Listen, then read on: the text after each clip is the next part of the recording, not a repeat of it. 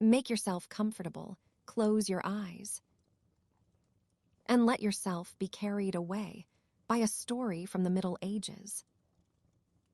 Welcome to our channel. Tonight, we travel back in time. The road was no longer a path of dirt and stone, but a ribbon of fading slate winding through a world of sapphire and silver. As the sun dipped beneath the jagged teeth of the distant mountains, the twilight did not bring darkness, but rather a thick, undulating tide of blue mist. It curled around the trunks of ancient gnarled oaks like the breath of the earth itself, softening the edges of the world until the forest became a series of gentle, ghostly silhouettes. The weary messenger moved through this haze with a slow, rhythmic gait, the steady thud of leather boots against the damp earth providing a grounding cadence to the evening. There was no rush now. The day's long miles were etched into the muscles of the legs and the quiet ache of the shoulders, but the destination was finally in sight, a silhouette of solid, unmoving shadow against the swirling azure of the fog. This was the sanctuary, a way station built of heavy river stone and timber so old it had turned the color of iron. It sat perched upon a low rise, a silent guardian against the elements. As the messenger approached, the first stirrings of the winter storm began to whisper through the high branches of the pines. It was a lonely, hollow sound, the prelude to a blizzard that promised to bury the world in white. But here, at the edge of the blue mist, the wind felt distant, a mere suggestion of the power it would soon wield. The air was crisp, tasting of pine needles and the coming snow, chilling the skin just enough to make the thought of a hearth feel like a physical embrace.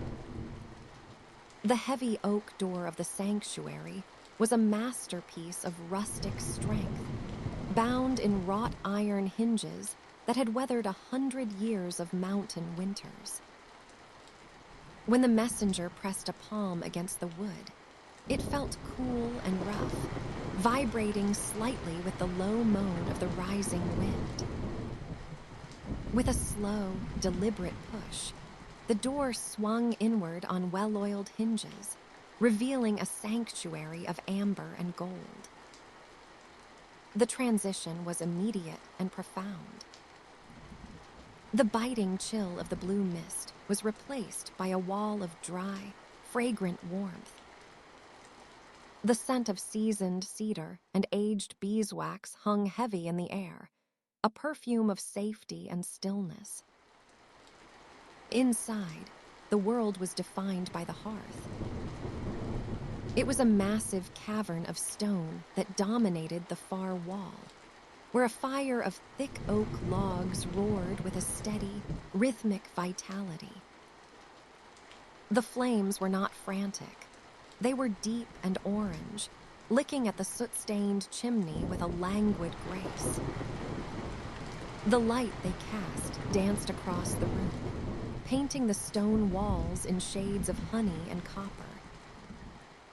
The shadows in the corners were not dark or frightening, but soft and velvet-like, receding and advancing with the gentle pulse of the fire. The messenger stepped inside and closed the door, the heavy thud of the latch signaling the end of the journey.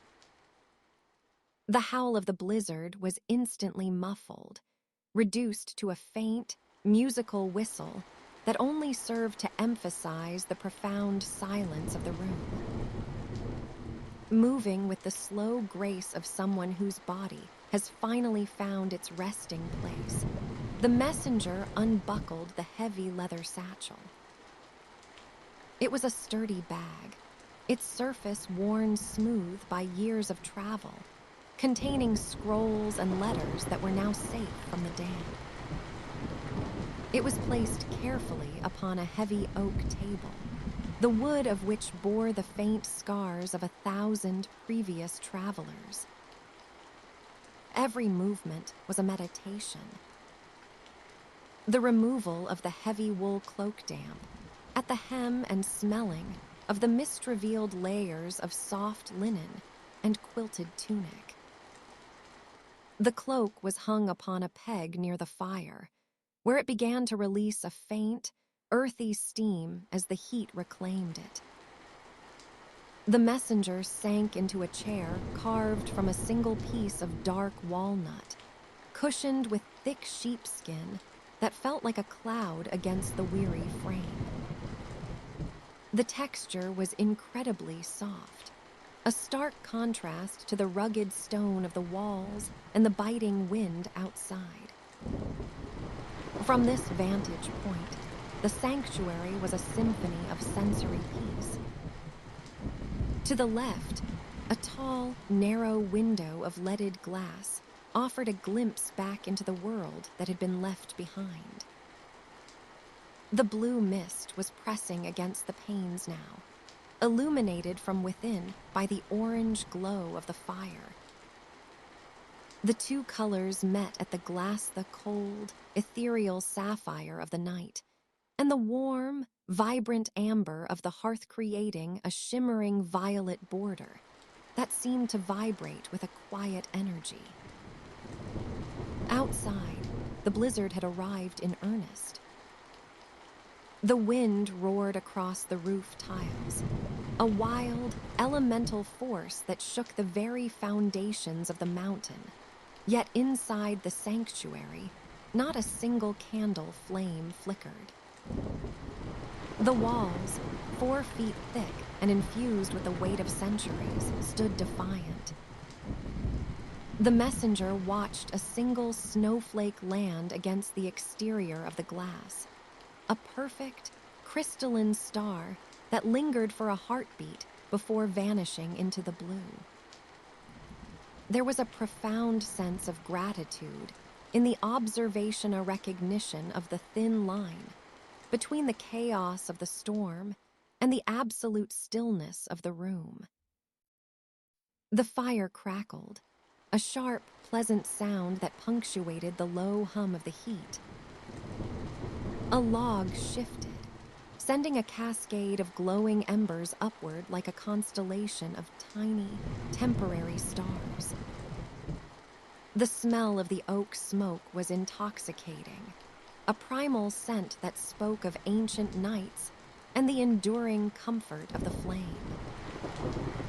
The messenger's eyes began to heavy, the lids drooping in time with the flickering shadows. The warmth had seeped through the layers of clothing, deep into the marrow of the bones, loosening the knots of tension that had been tied by the day's long trek. On a small side table sat a ceramic mug, its surface glazed in a deep forest green. It was filled with a simple infusion of dried herbs, chamomile, and wild mint that had been steeping in the heat of the hearth.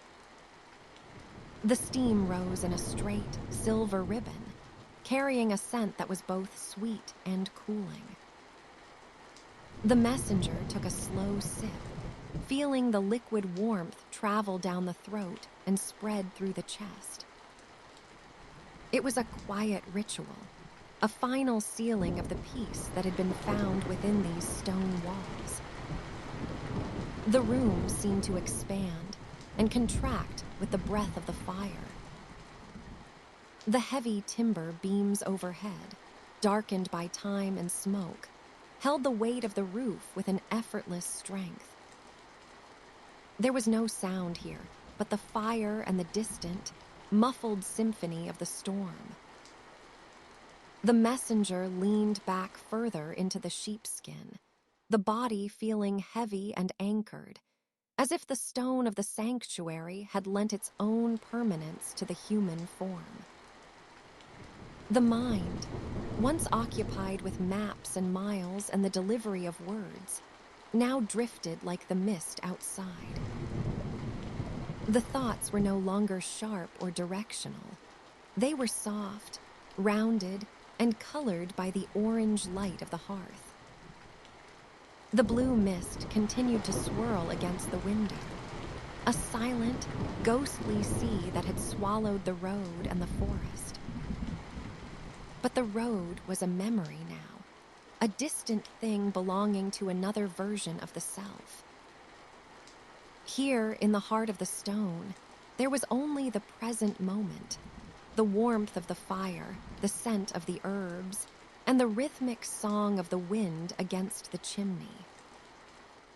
The messenger closed their eyes, letting the orange glow permeate the back of the eyelids. The world was small, safe, and perfectly still. The storm could rage, the snow could pile high against the door, and the blue mist could claim the mountainside. But within the sanctuary, the fire would burn steady and true, a golden anchor in a sea of sapphire night.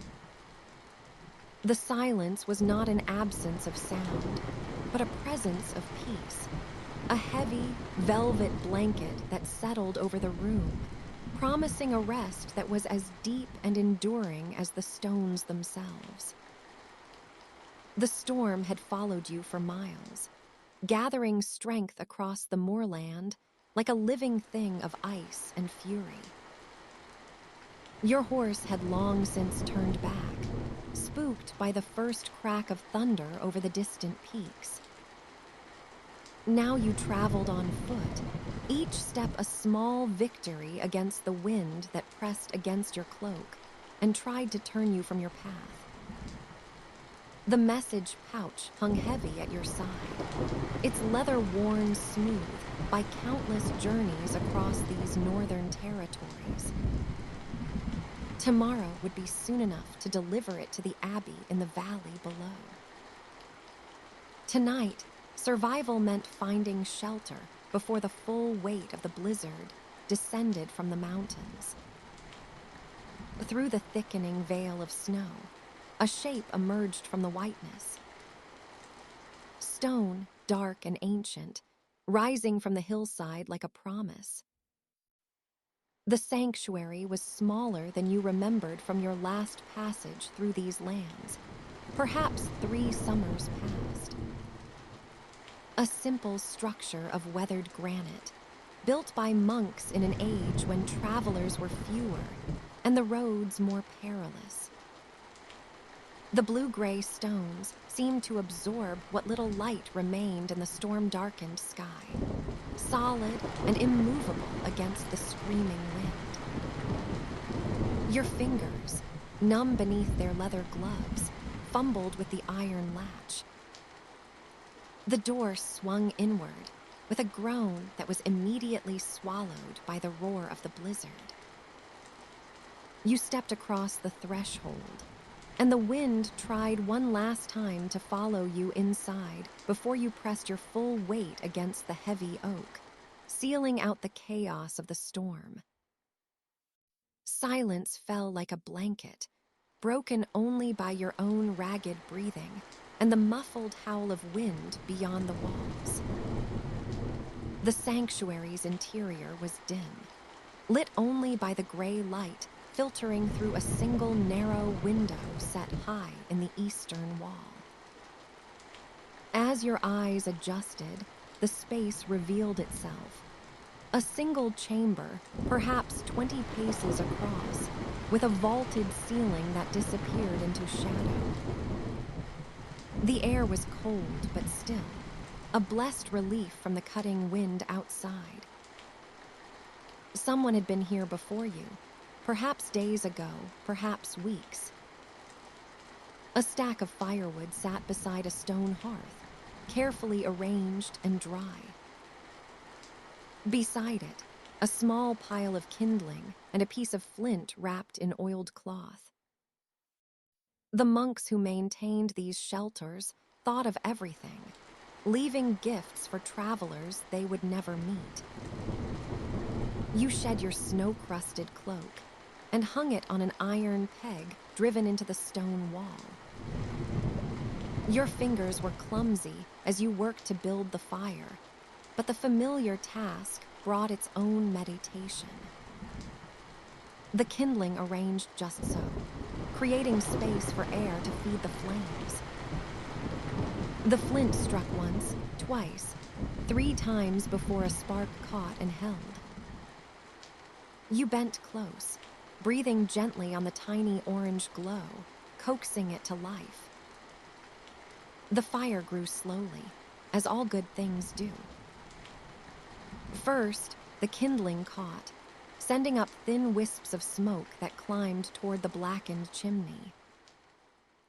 Then the smaller pieces of wood began to char and crack, releasing the scent of old pine and oak. Finally, the larger logs embraced the flame, and warmth began to radiate outward into the cold stone chamber. As the fire established itself, you added another log and settled back to watch the transformation of the space. The flames cast dancing shadows on the walls, turning the gray stone to amber and gold. The light reached into corners that had been dark moments before, revealing simple furnishings. A wooden bench worn smooth by countless travelers, a shelf holding clay cups, and a sealed jar of what might be dried herbs or grain. A pallet of straw covered with rough wool blankets.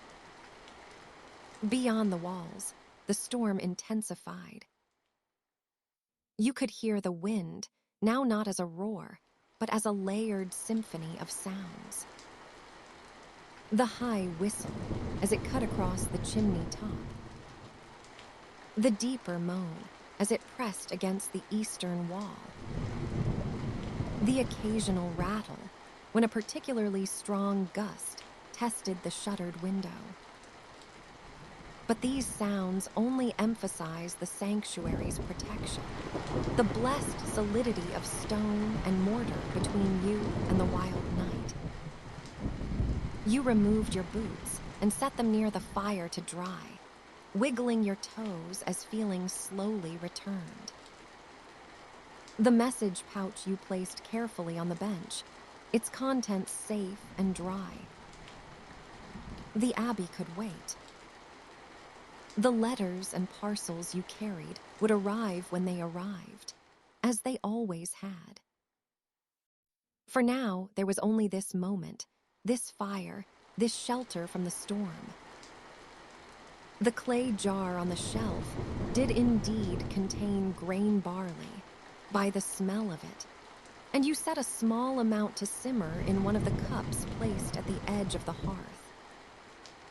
The fire's heat was gentle and indirect there, perfect for coaxing the grain to softness.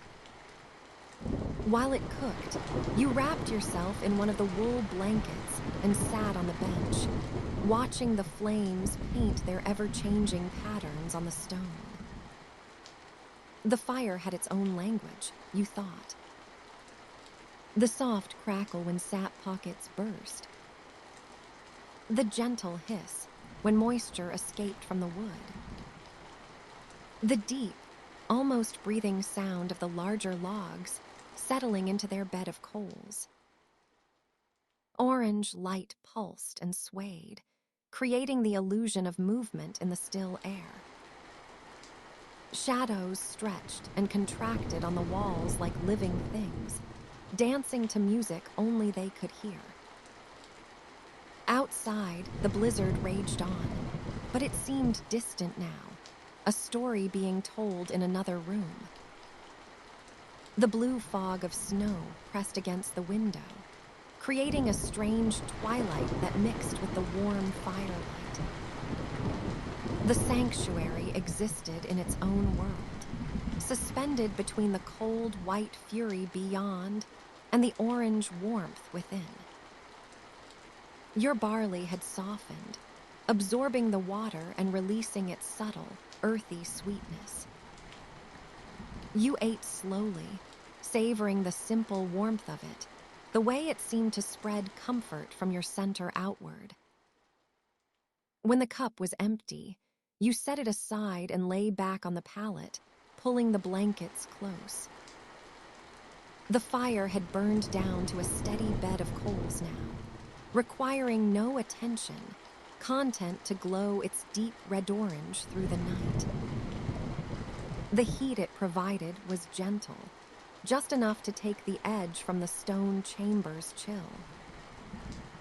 You watched the play of light on the ceiling, the way the shadows moved in their slow, hypnotic patterns. The storm would blow itself out by morning. The sky would clear to that crystalline blue that follows winter tempests. You would find your horse or continue on foot, would deliver your messages, would receive new ones and begin the journey home. But that was tomorrow's story. Tonight there was only this: the ancient stones holding back the wind, the fire's patient glow, the soft wool against your skin, and the deep, peaceful knowing that you were exactly where you needed to be.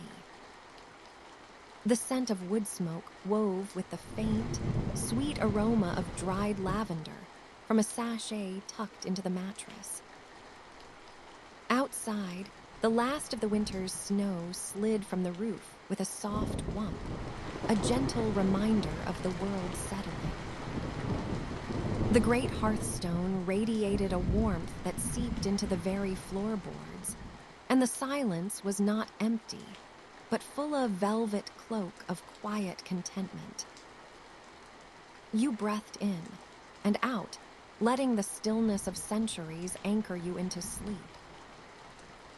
In the heart of a vast, ancient forest, where the trees stood like silent sentinels, their gnarled branches heavy with the weight of centuries, a solitary figure trudged wearily along a narrow path.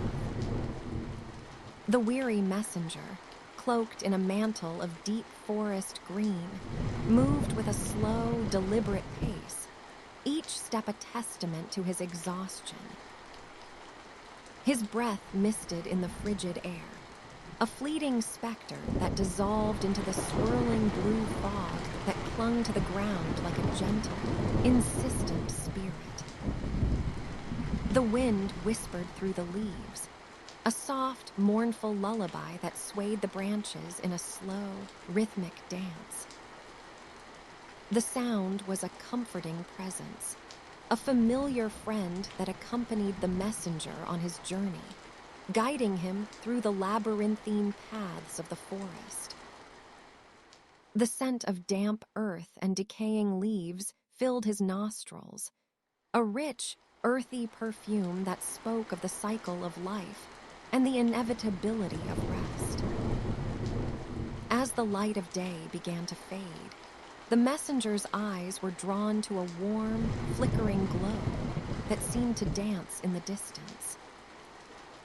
It was a beacon, a promise of sanctuary in the heart of the wilderness. Guided by the gentle light, he followed the path as it wound its way up a steep, rocky hill.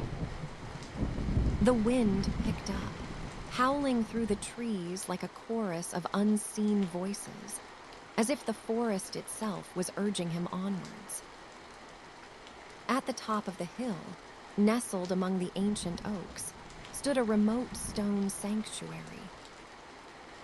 The building was old, its weathered stones worn smooth by time and the elements. The heavy wooden door, reinforced with iron bands, was slightly ajar, inviting the weary traveler to enter. As the messenger stepped inside, he was enveloped by a sense of peace and tranquility that seemed to seep into his very soul. The interior of the sanctuary was dimly lit, the only source of light coming from a roaring fire that crackled merrily in the hearth.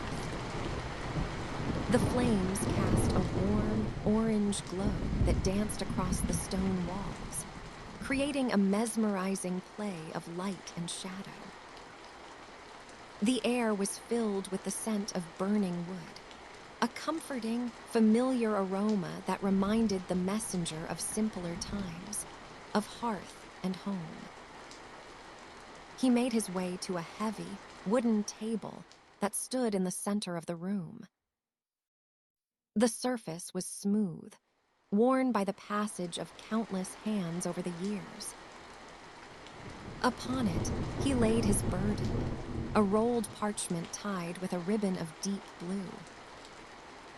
The task was complete, the message delivered, and for the moment he was at peace. The messenger turned his attention to the fire, drawn to its hypnotic dance like a moth to a flame. He knelt before the hearth, the heat washing over him in a soothing wave, chasing away the chill that had settled into his bones. The crackling of the fire was a gentle, rhythmic sound, a lullaby that lulled him into a state of calm, contemplative repose. As he watched the flames, he noticed a pail of water and a cloth folded neatly beside it. He dipped the cloth into the water, the liquid cool and refreshing against his skin. He wiped his face, the coolness a welcome respite from the chill of the journey. He then poured himself a cup of water from a clay jug that stood nearby. The water was cool and clear, a refreshing balm that soothed his parched throat. With a deep, contented sigh, the messenger settled himself on a bench that stood against the wall. The wood was smooth beneath his hands, worn by the passage of time and the touch of countless others who had sought sanctuary within these hallowed walls. He leaned back, his eyes heavy with the weight of his journey, the warmth of the fire a comforting presence that seemed to wrap around him like a gentle, protective embrace. Outside, the storm raged on, the wind howling through the trees like a chorus of unseen voices. But within the sanctuary, the messenger was safe, protected from the elements by the ancient stones that had stood the test of time. The sound of the storm was a distant, muffled roar, a reminder of the world outside, but one that held no power within these walls. The firelight flickered across the stone walls, casting a warm, orange glow that danced and played like a living thing. The messenger watched, his eyes growing heavy, as the flames cast their hypnotic spell. The storm outside faded into the background, a distant, indistinct murmur that was no match for the soothing, rhythmic crackle of the fire. His thoughts drifted, carried away by the warmth and the mesmerizing dance of the flames. He thought of the journey that had brought him here, of the winding paths and the ancient trees that had guided him through the forest. He thought of the message he had carried, of the words that had been entrusted to him, and the peace that had come with the completion of his task. As his eyelids grew heavier, the messenger's thoughts turned to the sanctuary itself, to the ancient stones that stood as silent witnesses to the passage of time. He wondered about the hands that had carved these stones, about the lives that had been lived within these walls. He wondered about the stories that these stones could tell, about the secrets that they held within their weathered, time-worn surface. But these thoughts were fleeting, carried away by the warmth of the fire and the soothing, rhythmic crackle of the flames. The storm outside faded into the background, a distant, indistinct murmur that held no power within the sanctuary. The messenger's eyes grew heavier, his breath slowed, and he sank deeper into the comforting embrace of the firelight. As he drifted off to sleep, the messenger was enveloped by a sense of peace and tranquility that seemed to seep into his very soul. The firelight danced across the stone walls, casting a warm, orange glow that seemed to wrap around him like a gentle, protective embrace. And as the storm raged on outside, the messenger slept, lulled into a deep, dreamless slumber by the soothing, rhythmic crackle of the fire and the ancient, comforting presence of the sanctuary. High above, the vaulted ceiling held the shadows of centuries, cradling the silence of the night. The scent of dried lavender and beeswax hung faintly in the air, mingling with the earthy aroma of stone walls that had stood through countless seasons. A draft whispered through the narrow windows, carrying with it the clean fragrance of rain-washed meadows beyond the monastery walls.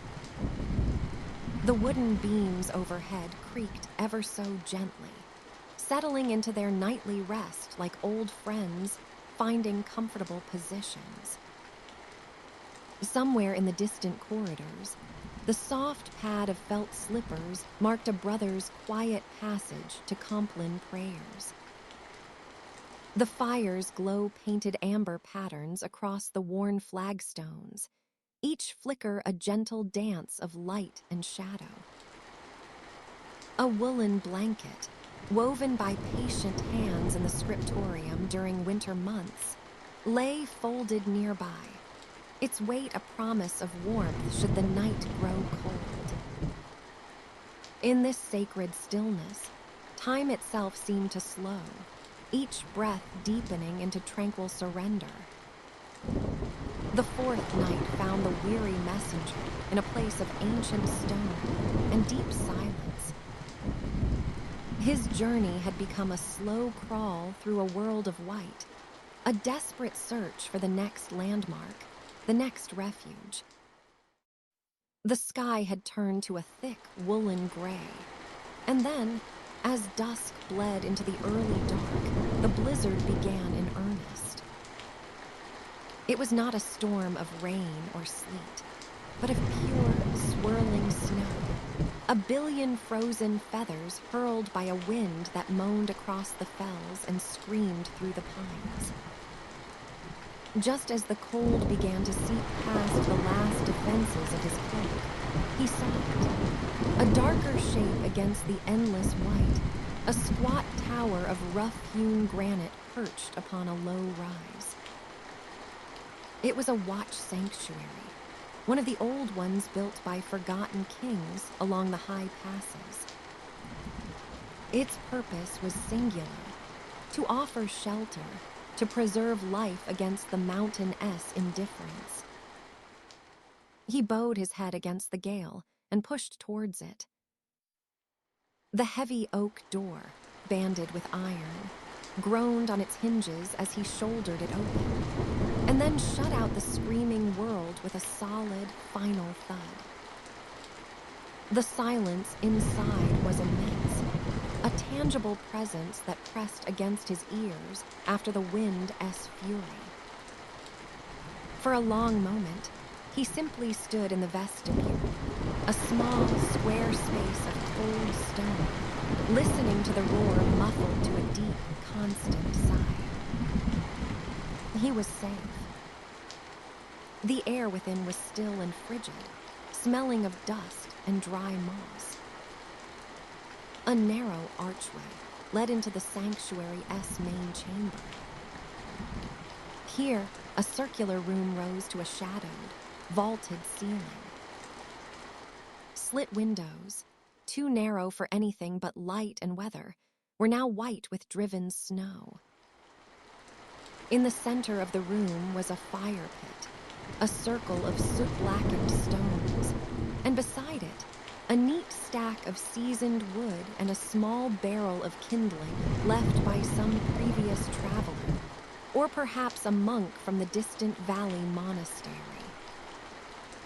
This was the covenant of the road, You took shelter, and you left fuel for the next soul. His movements were slow, ritualistic. He shrugged off his snow-crusted pack and heavy outer cloak, hanging them on a wooden peg that emerged from the wall like a petrified branch. His stiff fingers worked to gather tinder, to strike a spark from his flint. A tiny flame caught, hesitant and orange, and he nurtured it with his breath, a soft, steady stream of warmth onto the dry moss and twigs. He added small sticks, then a log. The fire woke, stretching its light up the sooty stones of the pit. Light transformed the sanctuary.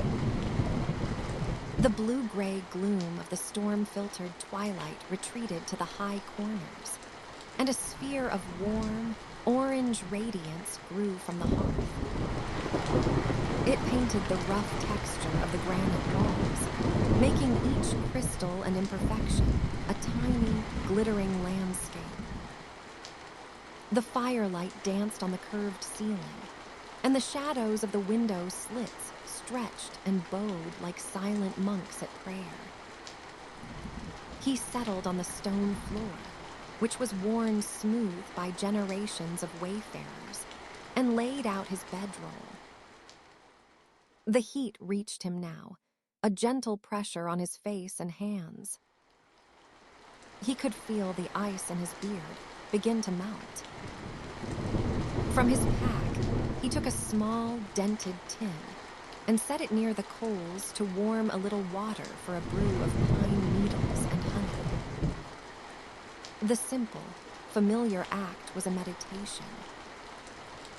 Outside, the blizzard continued its endless song. The wind was a deep bass drum, a fundamental note of the world's inhale and exhale. It whistled precisely at the narrow windows, a high, fluting counter-melody. Sometimes a great gust would press against the tower itself, and the stone would seem to hum in sympathy, a vibration felt through the floor rather than heard. It was not a noise to fear, but a lullaby of immense power, a reminder of the wild world from which this circle of stone and fire provided a perfect, peaceful separation. Inside, the symphony was softer. The fire was its own orchestra, the low, contented roar of flame, the delicate crackle of resin escaping a pine log, the rhythmic pop of a bursting ember that sent a spiral of golden sparks up into the dark.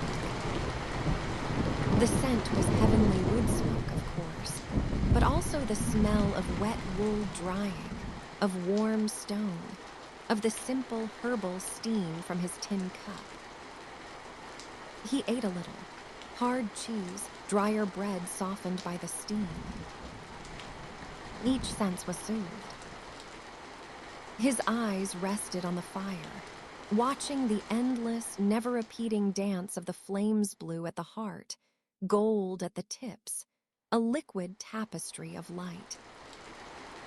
His skin drank in the warmth, the stiffness easing from his shoulders. The taste of the pine tea was clean and sharp, like the forest itself distilled. The soundscape wrapped around him, the deep wind and the gentle fire merging into a single, soothing resonance. He lay back on his bedroll, his head propped against his pack, and watched the ceiling. The storm-s rhythm was constant, a vast, breathing entity. He thought not of destinations or duties, but of the simplicity of this moment. The stone around him had stood for centuries, feeling the press of 1,000 such storms, sheltering 1,000 such weary souls. He was a link in a long, quiet chain. There was a profound comfort in that anonymity, in being just another traveler in the long night, granted the grace of warmth and safety. His breathing slowed to match the pace of the flickering light.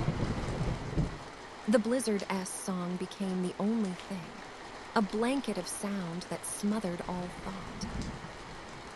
The fire burned lower, settling into a bed of pulsating coals that glowed like a miniature sunset. In the sanctuary of stone, guarded by wind and snow, the weary messenger felt the gentle, irresistible pull of a deep and dreamless sleep, his watch over for the night, given over to the older, greater watchfulness of the mountains and the ancient, sheltering stones. His breath, once a labored dance with the thin, cold air, now slowed and steadied, merging with the rhythmic whispers of the night. The scent of pine and earth, carried on the gentle breeze, wafted through the small openings in the stone shelter, mingling with the faint, sweet aroma of wild thyme that grew in the crevices of the ancient rocks. The sound of the wind, once a howling chorus, now softened to a lullaby, humming a tune as old as the mountains themselves. The snow, once in relentless assault, now gently caressed the stones, adding another layer to the silent, white tapestry that draped the landscape. The weary messenger, wrapped in his tattered cloak, felt the cold seep away, replaced by a comforting warmth that seemed to rise from the very heart of the earth. As his eyelids grew heavy, he could have sworn he heard the distant, melodic call of a nightingale, a sweet, hopeful promise of the spring to come, echoing through the silent, snow-laden trees. And so, cradled by the gentle embrace of the mountains, the weary messenger slipped into the deep, dreamless sleep he so desperately needed, his soul at peace, his vigil temporarily lifted by the eternal, watchful guardians of the night. Snow lay like a soft secret along the path when the messenger reached the little stone sanctuary. The air moved in slow, steady breaths, a blizzard singing beyond the ledges and pines, and for a moment the world seemed to be exhaling into a pale blue fog. The sanctuary's silhouette rose, simple and sure, its roof heavy with white and its walls cut from weathered stone. Through narrow slits of window glass, the wind painted the fog in cinematic swirls, a hushed, cobalt haze that made the night feel like a long, gentle ocean. Inside, warmth gathered.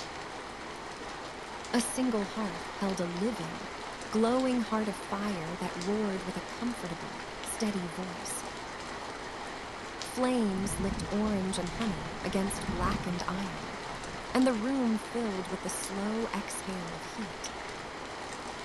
Shadows moved like quiet companions across carved beams and tapestries, and the orange light braided with the cool blue that seeped around the door frame, creating a calm, living picture of color. The storm-esque cool breath and the sanctuary-esque gentle reply. The messenger stood for a long time in the doorway, feeling the difference between the storm and the shelter. Snow that clung to the brim of his cloak melted in small, bright diamonds along the line, each bead of cold turning instantly to steam. His boots left soft prints in the rush mat before the hearth. The sound of the wind, distant and musical, threaded through the stones, a lullaby of flurries and branches brushing one another. It was a sound that did not hurry, but lingered like distant fingers over harp strings, steady and patient. He moved slowly, as if not to disturb the calm. The leather of his satchel sighed when he set it a well-used sound that fit into the room like a familiar phrase. He unfastened his cloak with hands steady from a long day and hung it upon a wooden peg. The coarse wool, still damp, gave up a faint scent that mingled with the hot smoke. Peat, a trace of river mud, and the faint, fragrant tang of pine needles carried in his hair. The cloak left a pale, wet halo on the stone where it rested, and the messenger watched the steam drift upward as though the sanctuary itself was breathing him in and letting him warm. The floor was uneven with years of use, cool beneath the soles until the fire-s reach gently softened its edge. He sat upon a low stool and drew his boots from tired feet. The leather slackened at the heel, and the inner wool lining gave a small, satisfied whisper. The simple ritual of slackening straps and loosening laces became a meditation, each movement slow and full, a careful noting of how the muscles unwound. A small trickle of water ran somewhere inside the wall, a steady, patient sound like a stream under ice. The messenger let his shoulders fall, and the room replied by cradling him in warmth. A pallet lay to one side, a narrow bed of packed straw beneath a woolen covering and a folded fur. The straw cradled, not crisp but mellow with years of use, giving a soft, slightly hushed creak as he eased himself down. The fur was thick and cool at first, and then softened warmly against his cheek. He felt the welcome of being enveloped, the shelter as slow assurance that he need move no farther. The air tasted of embers and dried herbs. Herbs hung in a small bundle above the hearth, diffused a faint, herbal note, lavender and rosemary, calm and clean, and the smell mingled with the peat smoke in a way that felt like being wrapped in memory. Embers shifted in the hearth with gentle, contented pops. They shone like small suns, and the light painted every surface into softer versions of itself. The carved stone altar looked less rigid, the wooden beams more kindly, the tapestries less detailed and more like blankets of time. The messenger watched the coals for a long moment, counting the slow, small changes, the way a bright ember sank into a deeper, more patient glow. Fire is slow company. In its rhythm, there is a lesson. He inhaled that warmth and let it spread through his chest, slow and even, and felt how the storm-esque breath outside made his inner breathing gentler, more deliberate. Outside, the wind moved around the sanctuary in soft, blue eddies. Snow brushed the windows in a powdery hush. Where the fog was thinnest, a pale blue gleam made the glass look like frozen water. The storm's sound was near and distant at once, a vast, rolling whisper that never intruded but wholly filled the space beyond the walls. It was as if the world were singing the same lullaby from many voices, and the stone sanctuary kept time, steady and unhurried, like a metronome that allowed sleep to arrive without asking anything. The messenger let his hands rest on his lap and felt the fine map of his journey in small aches and pleasant reminders. A callous here, a worn memory. His fingers brushed the satchel strap, its leather smoothed by many hands and seasons. He traced the embossed mark on the flap, a symbol of passage, a quiet history of places moved through, detailed and plain all at once. In the soft light, His own face seemed older and younger in different lines, a paradox that made him smile inwardly.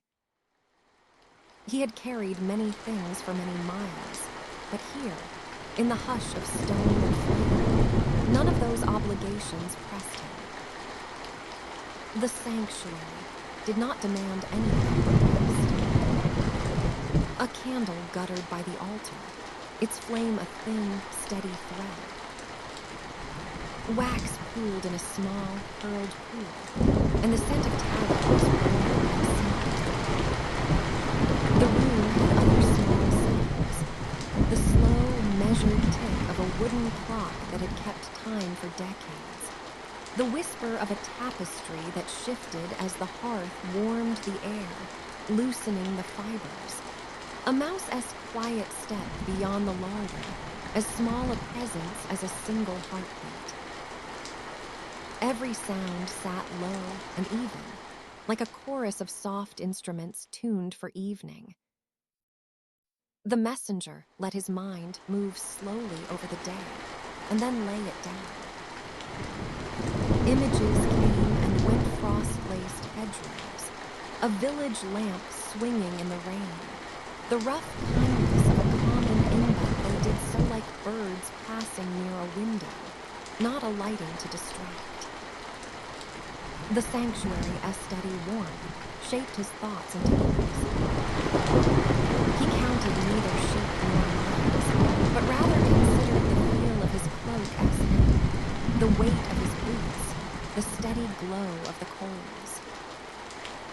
He drew in a breath, and the breath unrolled like a ribbon of smoke, and then let it fall away in a soft, even stream. As hours passed, the Fire-S voice softened. The roaring edge gave way to a quieter murmur, but never truly stilled. Embers held memory, and those sparks kept the room in a dim, amber patience. Outside, the blue fog continued its slow sweep, touching and releasing the stones. The moon, veiled by cloud, cast silver lines that slipped through the narrow panes and pooled like a second, gentler light upon the floor. The messenger felt sleep, gentle and inevitable. His lids became heavy not with weariness alone, but with a sense of belonging to the moment. The sanctuary was a vessel that caught the storm and turned it into song. It wrapped him and the night together in the same cloth. The scent of peat, smoke, and rolled herbs lingered in the corners of his mouth like a soft memory. His heartbeat matched the small cadence of the clock beneath the altar. Each slow tick calmed him more. A measure, a measure, a measure, until there was nothing left but the easy procession of breath. In that space between waking and sleep, the messenger felt an unspoken promise.